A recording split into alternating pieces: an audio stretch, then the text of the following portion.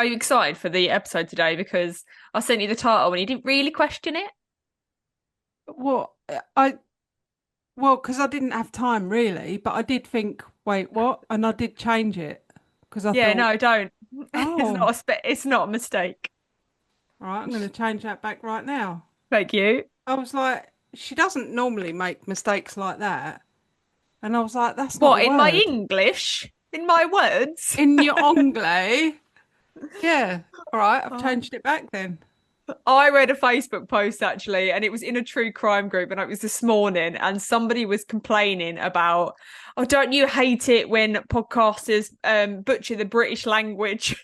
Oh shit, And I thought, oh shit, it's listened to us. they're, they're obviously not long-time listeners of ours then. No. And he gave examples, and some of the examples I thought, probs, probs what I've done before. I can't remember what they were. I should have All the screenshotted them, examples, and you were like, yep, done that. done Yep, that. said that. Tick, Yep, done that. tick. Tick. Yep, tick. I got a full Oh, house. yeah. I wonder if I could find it again, but probs not because I don't know where I saw it. So I'm struggling to try and find a blam. I just logged on and I said, "Quick, Jose, I need a blam." She just sent me one. So But honestly, all of them that I'm looking at, I'm like, I'm pretty sure we've done that. we have done a I'm lot, pretty but sure we've done that. I'm pretty sure we've done so that. I tell you what, I will take this one then because I said to Josie, I need a good bland because we didn't do one last week because of the topic that we covered. So I have got from not my own research, but from Josie's research. Thank you kindly, Hmm. Josie. Thank you very much. A whole bunch of blams, so Oh, random okay. blams. Go. There's quite a few here. Some of them we already know, but some of Okay. them we don't. We So don't. the way it smells after the rain is called petrichor. The plastic or metallic coating at the end of your shoelace is called an aglet. The rumbling of stomach is actually called a womble. Womble, like the The Wombles of Wimbledon. Yeah. Every time your belly rumbles, the wombles of Wimbledon God. wombling on. All right, I'll sing that. The cry of a newborn baby is called a vagitus. Oh God. Yeah, I don't The like that. the prongs. Oh, it's just taken its first vagitus. Nothing should be called vag that isn't a That's vag. not a vag. Um, the prongs on a fork are called tines. The Huh? sheen or light that you see when you close your eyes and press your hands on them is called phosphenes. Oh, I love that. I love that somebody's gone, oh, when I'm pressing my hands to my eyes, there's a bit of a light there. What should we call that? yeah. Phosphenes. Phosphenes. The tiny plastic table placed in the middle of a pizza box is actually called a box tent. Huh. Why isn't it called a box table I don't know. I or a don't know. box tent pole? I don't Because know. it's, It's yeah, a bit more like a table than it is a pole in it, but it is. Yeah. the day after tomorrow is called overmorrow. Overmorrow. Oh, Overmorrow. I've got to work overmorrow. And they'll be like, yeah, but what day is that?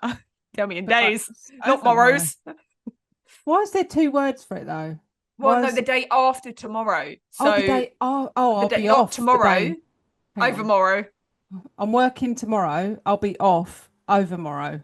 Overmorrow, we are going fishing. Oh How yeah, about that? because they say on the morrow, don't they? They Yeah, say like as in tomorrow. yeah, they used to say on the morrow as in tomorrow. yeah. Hmm. Cool. So your tiny toe or finger is called minimus. Is my big toe called Maximus? But you call it whatever you want. Hi Maximus, Minimus. Minimus, and The Maximus. the wired cage that holds the cork in a bottle of champagne is called an agraffe. Right. The na na na and la la la, which don't really have any meaning in the lyrics of any song, are called vocables. Vocables?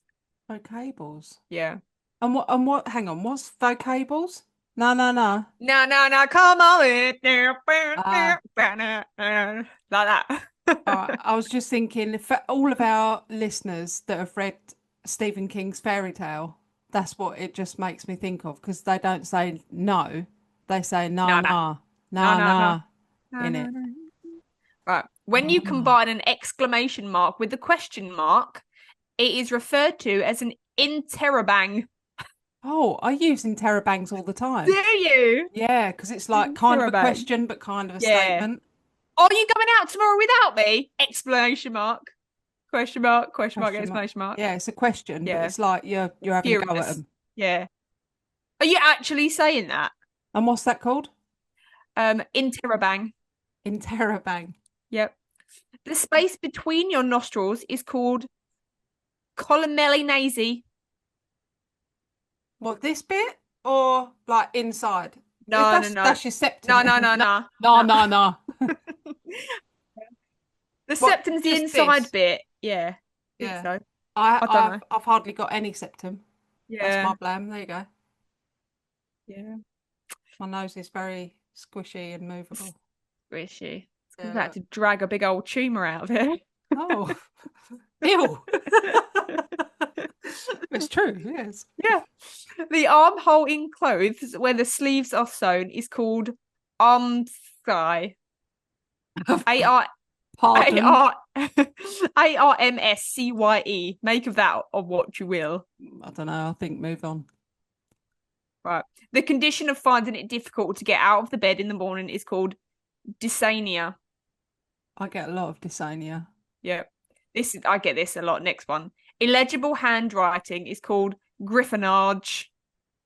Griffonage. Yeah. That's like a house in Harry Potter. Griffonage. Griffonage. So Yes, write this document. I You have belong that. in. I have a lot Uh-huh. of griffonage. I look at it and I Griffonage. think, what a load of griffonage. Oh, this is a good one. The utterly sick feeling you get after eating or drinking too much is called crapulence. Ah, got a touch of the crapulence. Excuse me, Oh my Amelia. god, I feel so crapulous. Nice. Oh, that's it, really. The other one's rubbish, so I'm not even going to do it. I Yeah. like it. Like it. Yeah. Yeah, like Thank you, all of those. Josie. I don't remember any of those, but they're Apart from very good. crapulence. Crapulence and Vagisil. Yeah. Not quite, but well done. Thanks. I tried. All All right. right, random blabs. Done. I have got to say, I Oh. am so glad that the episode of the Moors murders is done because I left it until as late as humanly possible because I was working away for 3 days and I thought I'll take my laptop and I'll do the editing and upload it. I had the worst 3 days of Mm. working away, as in I'd got maybe an hour into the 4.5 hour journey leaving home on the Friday morning. Car broke down and broke down spectacularly in as Mm. much as it gripped its wheel on until it was glowing red. Had to pay 280 quid to be towed back to my garage near my house. And honestly, it was just one thing after another. And everyone kept saying, it's the universe at the moment. It's happening to everyone. Hadn't And you I was just like, had it MOT'd as well the day before? yes, the day Yeah. before. Fuck that shit. Yeah, so just spectacularly bad couple of days away. And obviously, I missed the first day, went away for the last 2 days of work, and then found that I actually didn't save the recording onto my laptop before I went. So I couldn't do the editing anyway. Oh dear. Oh no, left it last doors. I was working on Monday, got home Monday night and thought, right, I'll crack on with the editing. And it just brought brought my mood, like as if it couldn't have been further down. It just brought me straight back down again. And I felt really emotional. I felt just really destroyed by that episode. Really, really, I couldn't talk to anyone in the house. It just made me feel, it was like I had a connection with the kids from Yeah. that episode. Yeah, it just like fucking destroyed me. So as soon as I got the editing done for it, uploaded it, and then thought, right, I never really want to think about that again. It done. Podcast over. Yeah, done, finished. So I won't be, you'll all be pleased to hear, I won't be doing any further episodes on that kind of topic or anything like that for a long time. I need to get Yeah. away from that. I'm going to go back to doing some cryptids and Yeah, aliens ghosties. and yeah, Yeah. ghosties and things like that because yeah, I'm just not made for that kind of episode. No, and as hard as it is, I am made for those episodes because Yeah. I as hard as they are, I don't know what it just kind of makes me more passionate to tell that story. So I Yeah. said to Josie last night because she was like, "Oh, I want another episode like Girl in a Box," and I was like, "Oh, Mm. you know what I could do? Josie Lee Dugard." Mm. So that is on the cards coming soon. I don't know when because that is a massive case and I want to do justice. So that will be on the cards. But I thought to myself, do I want to take that on? Because she was like, oh, you could do Natasha Campish. And I was like, that is also a very, very difficult episode. Yeah. But Well, that's the I, thing. It's like some of these cases just like they absorb into you for like sometimes like 2 or 3 weeks when we're yeah. researching it and writing it, and we're literally living in that world But you for can't tell those anyone like two about for it. no, you can't tell anyone because you can't talk to me about it because Yeah. we don't talk about our cases before we No. record. No, and when I did Gary Hardnick's Basement, that one really got me because I was reading her book and I was just like, I can't believe what they went through, and I can't believe the struggle and the internal battle. And I was trying to say to Josie, like, I can't tell you what it's about because I don't want to ruin it because she Yeah. listens to the podcast, but I can't believe it. I can't believe what's just I happened. wish I could tell you because I can't even believe it. I But know, I know. Well, yeah, that on an even better note than our episodes, which I know you all think is not possible, Sarah and I are working on something that you are, trust me, you are all going to love. yeah. For particularly for our subscribers, honestly, you're gonna wet your knickers about it Oh yeah, because absolutely. I did many it times, I many times. I still do. every time I work on it, I'm just wetting myself. It's honestly it's so good. We've been looking since we started doing the pod. We've been looking for something, even though we've done the Blam episodes. We've Yeah, never felt that you guys have got like enough, like yeah. enough of like your money's worth in your subscriptions. And I think we have finally, because we've toyed with everything. We were looking at merchandise, we were looking at like making some t-shirts or coffee cups and things like that and sending them out to you guys. But it just never really felt right. But I really Yeah. feel like we've got something that is actually, as of yesterday and the discussion that me and Sarah had, Nearly ready to launch. yeah, it's Very nearly. nearly ready for us to go, here you go, guys, have at it. Bam! And yeah, blam. And honestly, I promise you, like you are gonna love it. It's wicked. It's really, really cool. And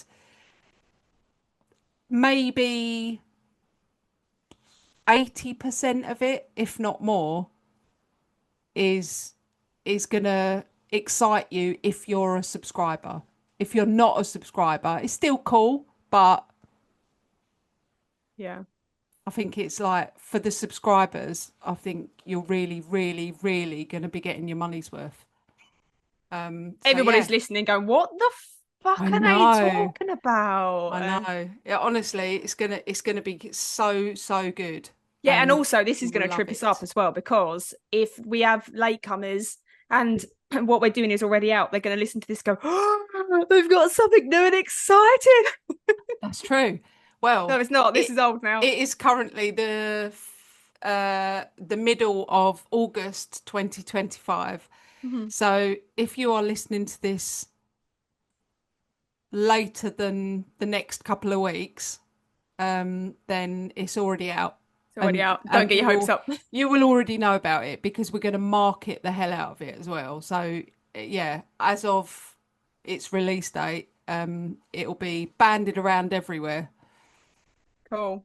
So Right. yeah, Enough of the exciting. cryptid messages because they've got no idea what we're talking about. Shall we episode? Yes, let's episode.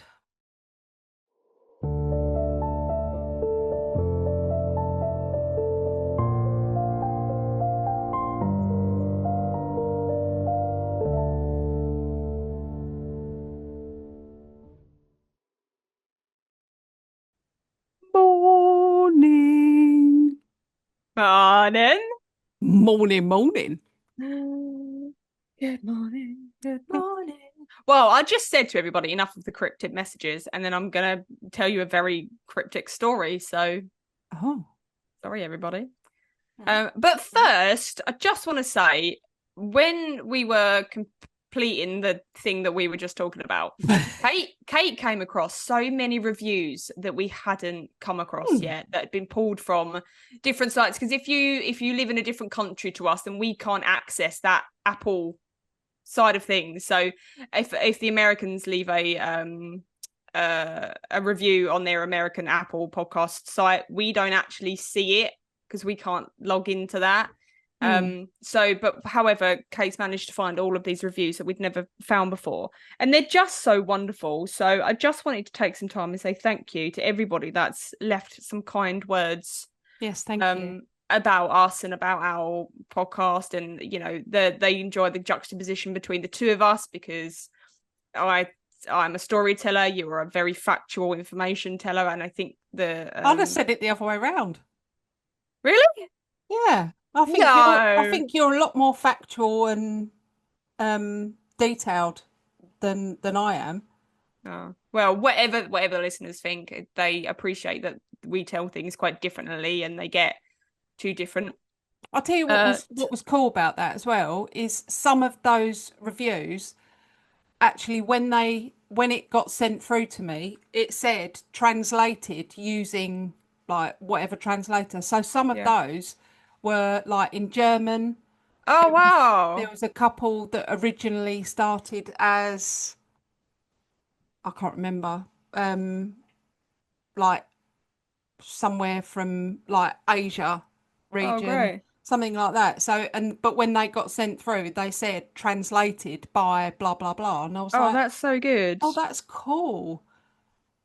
That's really cool. And on that note, actually, we have got some shout outs because we have got some new Blamely members, some new Oh subscribers. yes, So we are going to give a huge shout out to I apologize if I say this wrong. Tonis.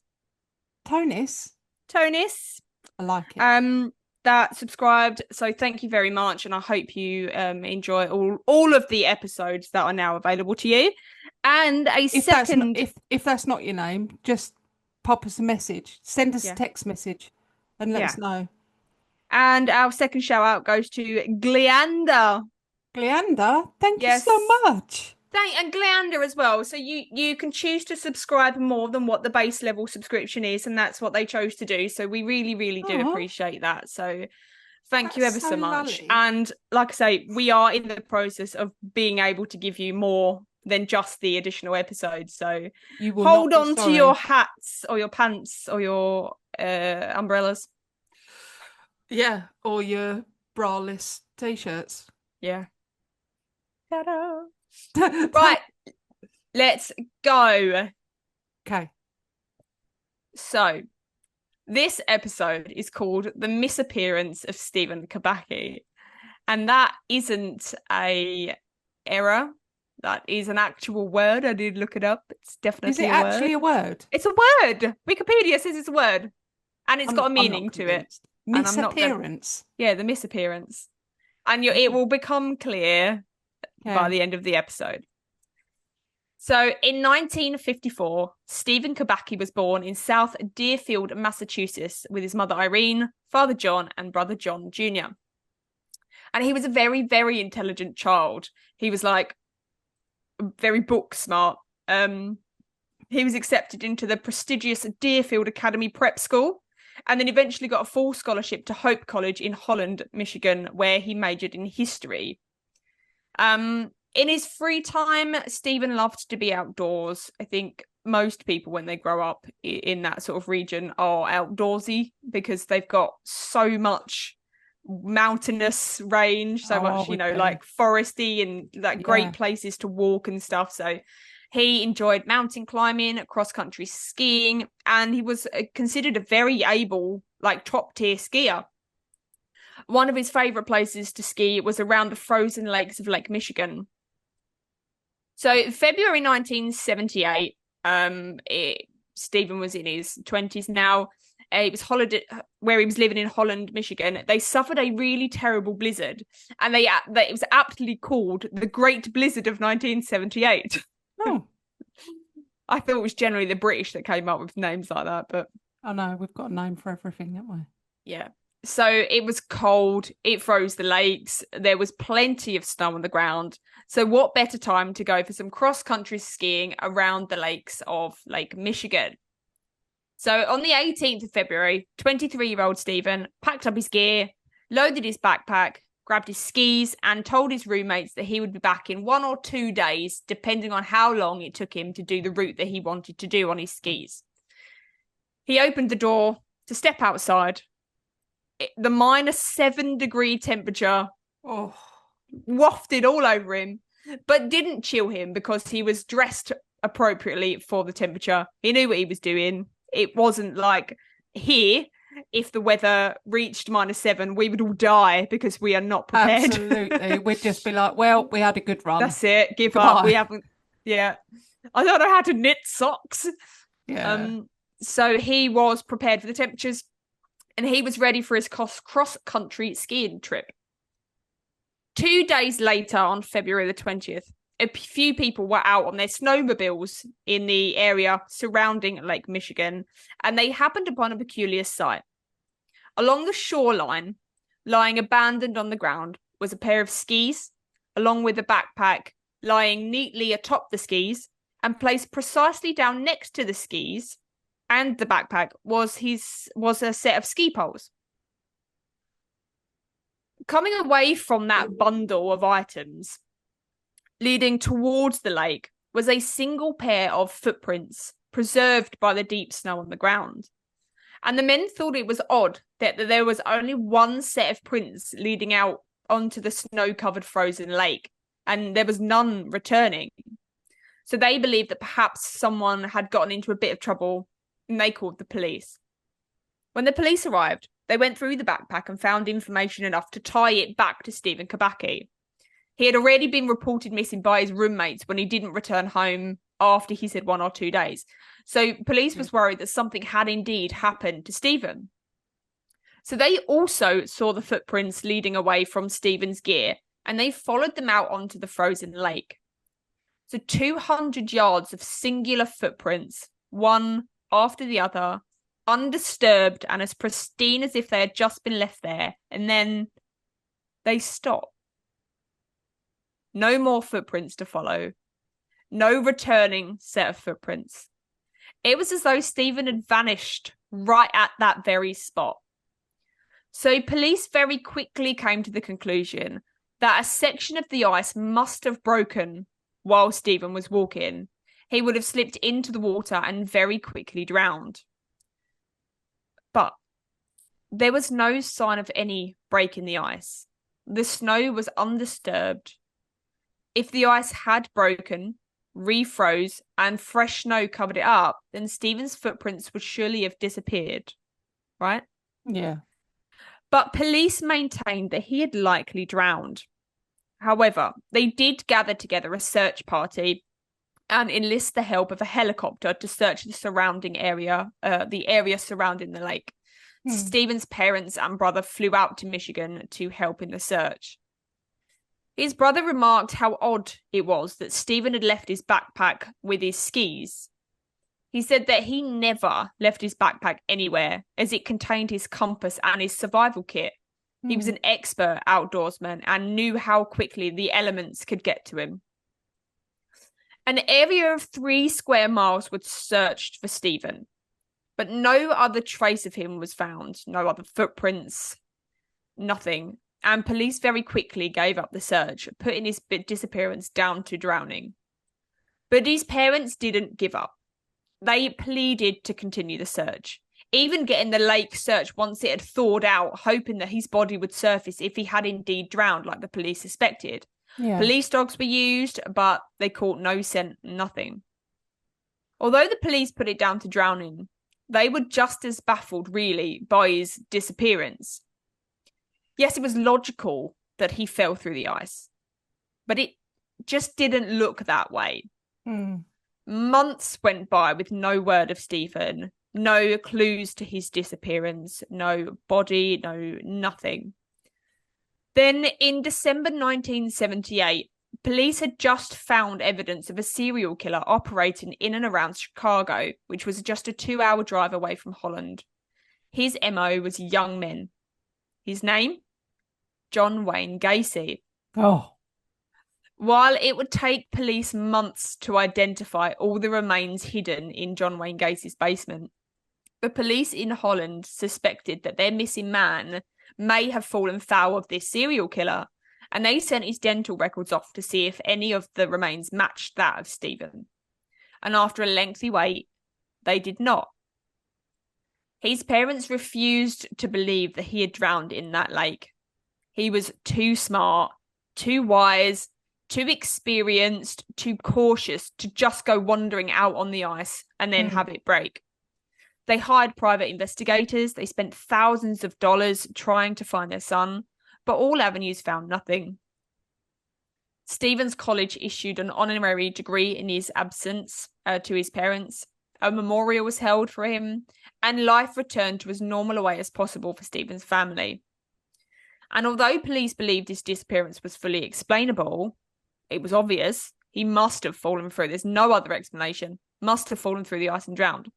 Many people began to theorize other reasons for his disappearance, because the place that he had disappeared just happened to be in the Lake Michigan Triangle, a hotspot notorious for strange happenings.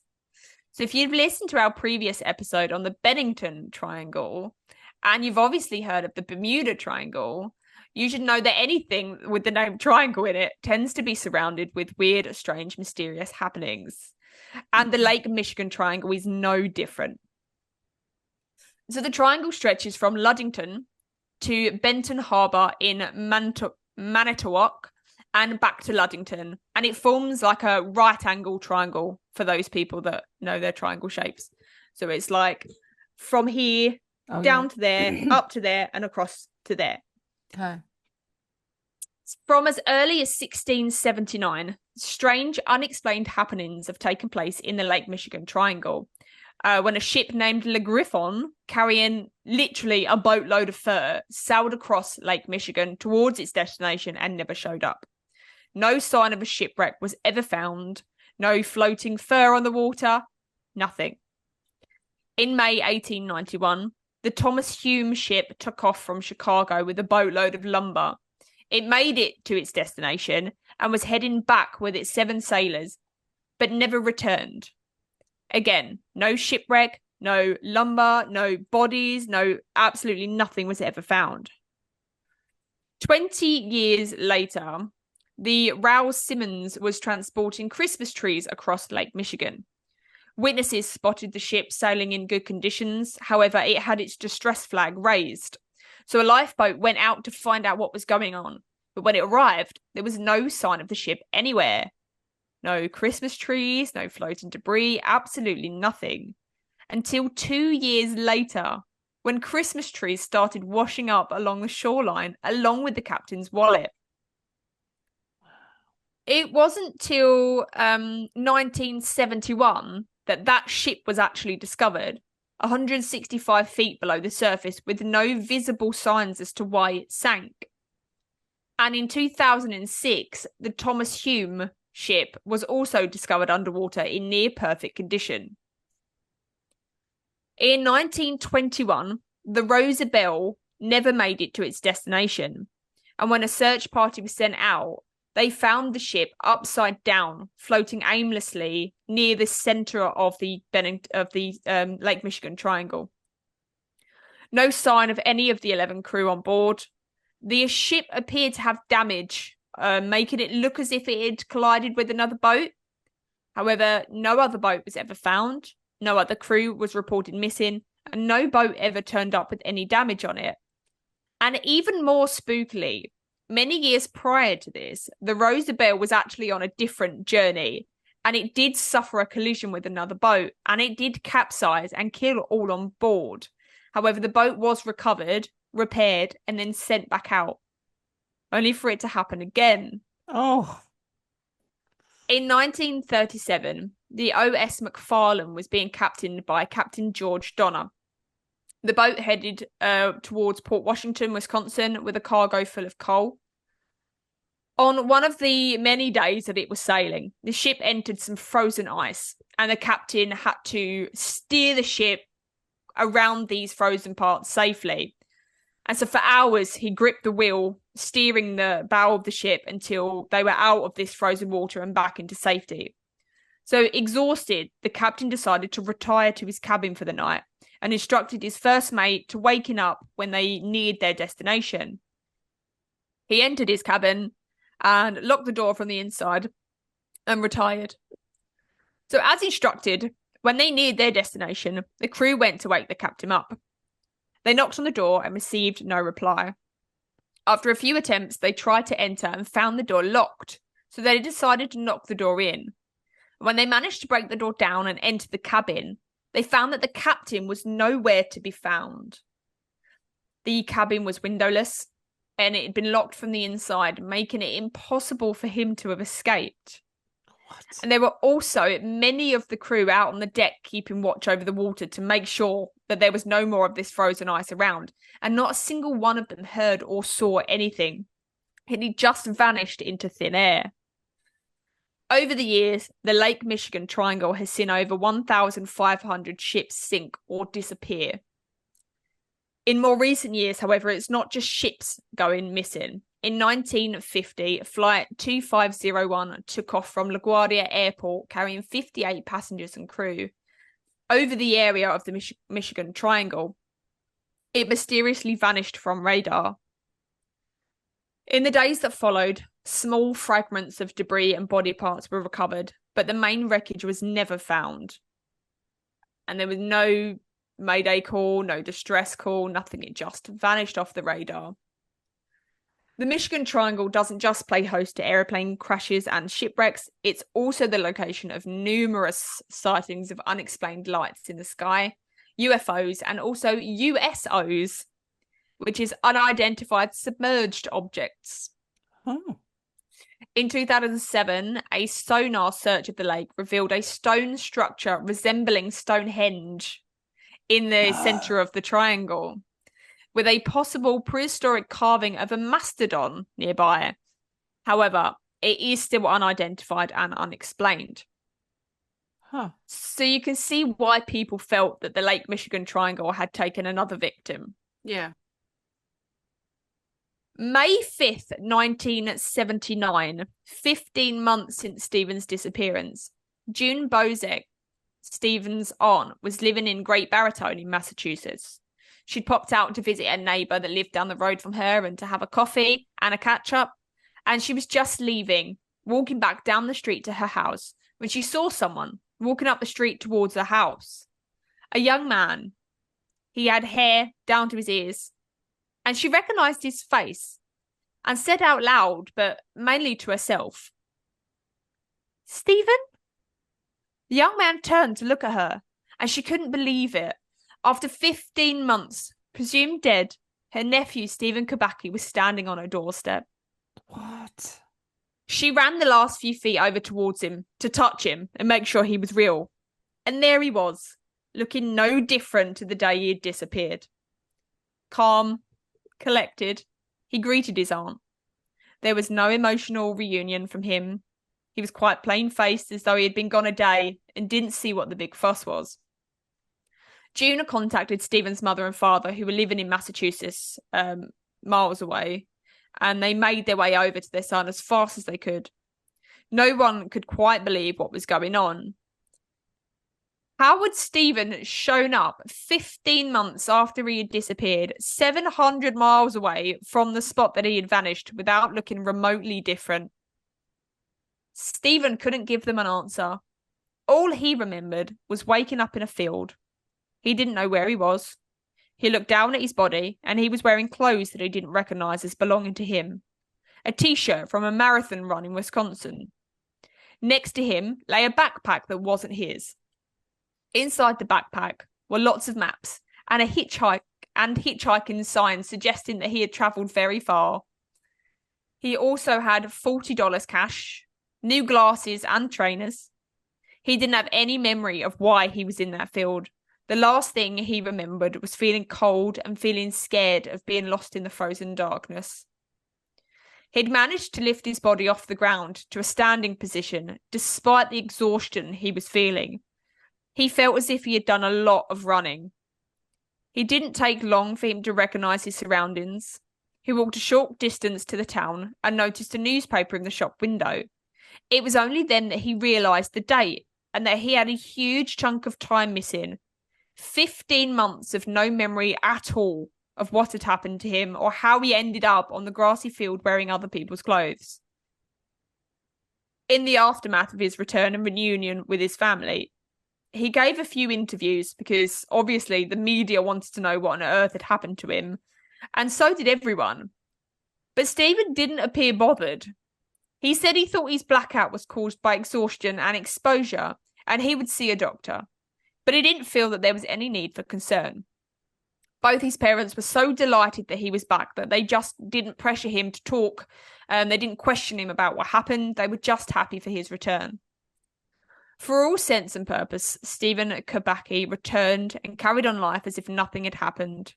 He worked hard to gain a degree in psychology and still works this profession now. He wrote a book called Mathematical Foundations of Existence, Model, Quantum, God and Beyond. Jeez. In the years after his disappearance, not a single person ever came forward to report that Steven had actually been staying with them that whole time. No one had seen or heard from him. Steven claimed he didn't remember a single thing. And only in recent years has he suddenly started to remember. But instead of talking about what he remembered, he decided to write another book. This one called The Disappearance: What Really Happened to One of History's Last Unexplained Missing Persons. He has given a few interviews, but refuses to discuss what he remembered, only saying, "If you want to know, then you must buy the book." He's got a whole website dedicated to himself, and his website says, "The story involves a revolutionary organisation, an idealistic terrorist in training named Nathan T. Stanfield, spiritual experiences with hallucinogenic drugs and alternate realities, the French Foreign Legion, and a young man's struggle to find meaning during a turbulent time." I did not buy this book. Okay. This one, I wasn't going to read to research this episode because I feel like it is complete shit. And I feel like it's a money-making scam and it has zero element of truth to it. Yeah, I did do a 180. Did you? Yeah, when you said about, he said, if you want to know, Yep. buy the You book. must I buy thought, the book. But the truth does remain that Steven Kubacki went out one day on the frozen lakes of Lake Michigan and disappeared for 15 months, resurfacing with zero memory. I think that he then tried to make some money out of it by coming up with this load of nonsense and shit. I think it was planned. A lot of people do theorize that it was planned. I didn't. And in all honesty, if he hadn't have said, if you want to know, buy the book. Yep. Right up until that bit, I was like, absolutely, it's aliens. And I was thinking about like the fact that there has to be some kind of link between these triangles and the pyramids, which we've spoken about being connected with aliens, and I was thinking that's definitely what it is. That's it's got to be. It's got to be. And then you said that, and I thought, mm, Hmm.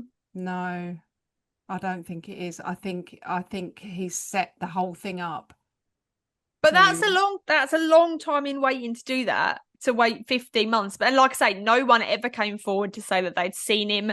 No one ever came forward to say that he was spotted or like he stayed with Yeah, them or anything.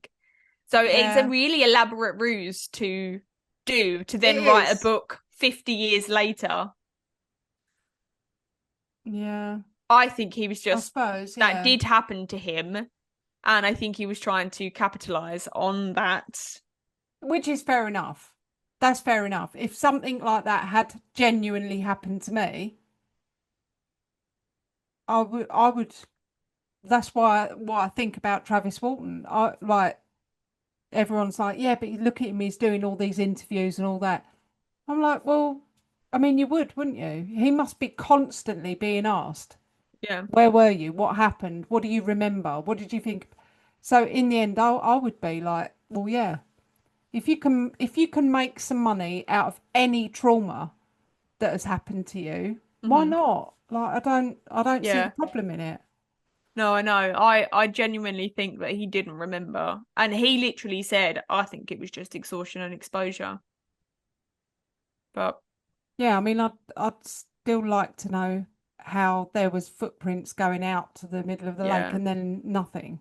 Hmm.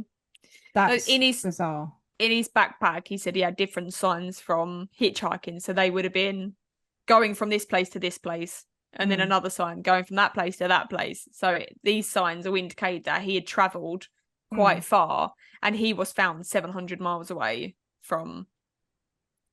But he just had no memory. So I genuinely think he was a very, very smart man, and he was like, I think mm. he probably went a bit mental as well because idealistic terrorist in training, spiritual experiences with hallucinogenic drugs and alternate realities. The French Foreign Legion, they're all very different things. Yeah. And what year was this? Sorry? 1978. He disappeared in 1978. So Okay. it was very So like hippie drug.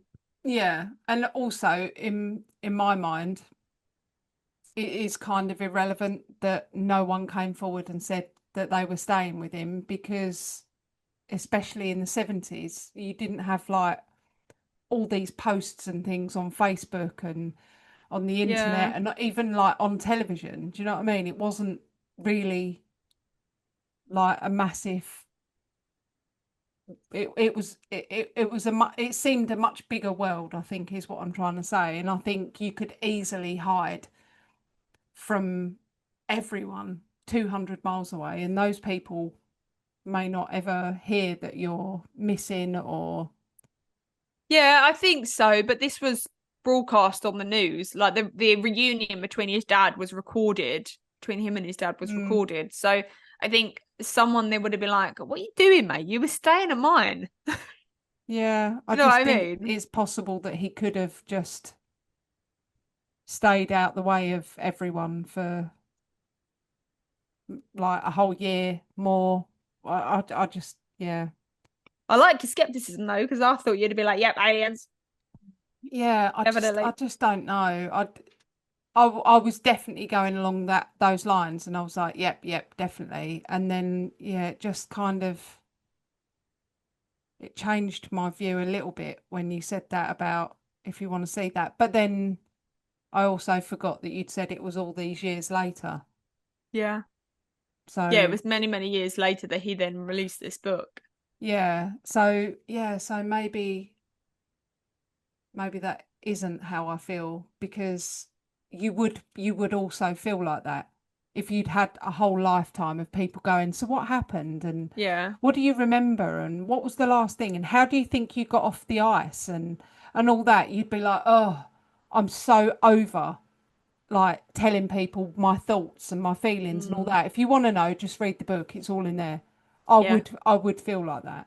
Yeah, I guess so. So yeah, so Yeah, so maybe that's not how I feel. I think it's aliens. Yeah. Yeah. That was a I quick think it's 360, wasn't it? yeah, yeah. Yeah, because I forgot that he wrote that you said he wrote the book so much later. Yeah. All So right. it Well, yeah, I obviously left it. wasn't about that, was it? I'll leave you with Hmm. that.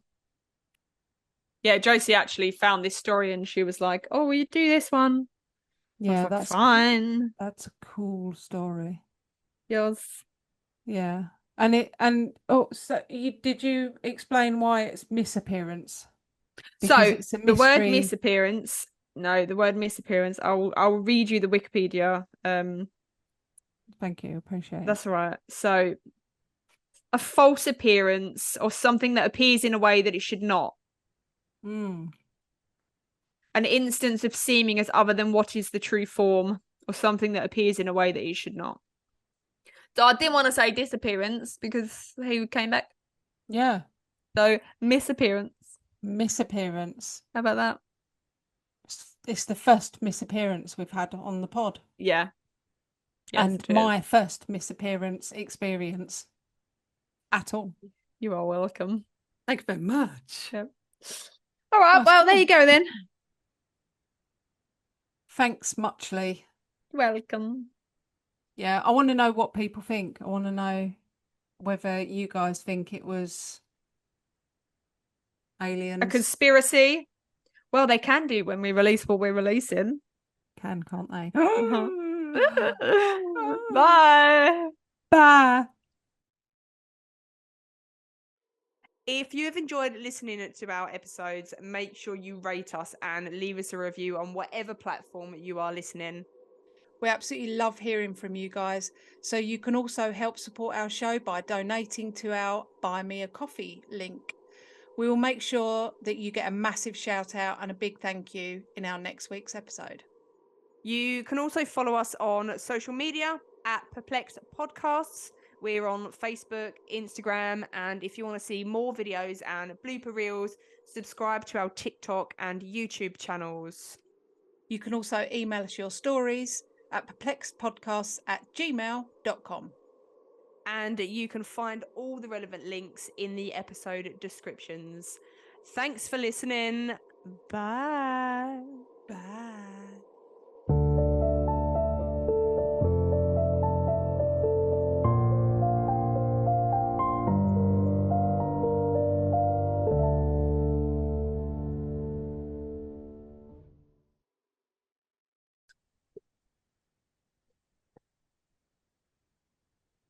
Right, I'm not even going to lie to you, Kate. I'm not wearing a bra. Well, why not? I'm still in my jammies because the I kids are off and I and don't want to do anything today.